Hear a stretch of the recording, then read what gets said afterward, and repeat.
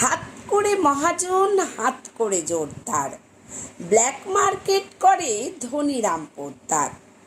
গরিব চাষিকে মেরে হাতখানা পাকালো, বালিগঞ্জেতে বাড়ি খান ছয় হাঁকালো।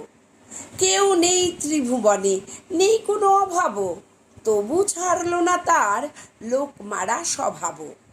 একা থাকে তাই হরি চাকরটা রক্ষী, ত্রিসীমানা মারায় না তাই কাক পক্ষী। বিশ্বে কাউকে রাম কাছে পেতে চান না, হরি বাজার করে সেই করে রান্না। এমনি করেই বেশ কেটে যাচ্ছিল কাল, হঠাৎ হিসেবে রাম দেখলেন গোলমাল।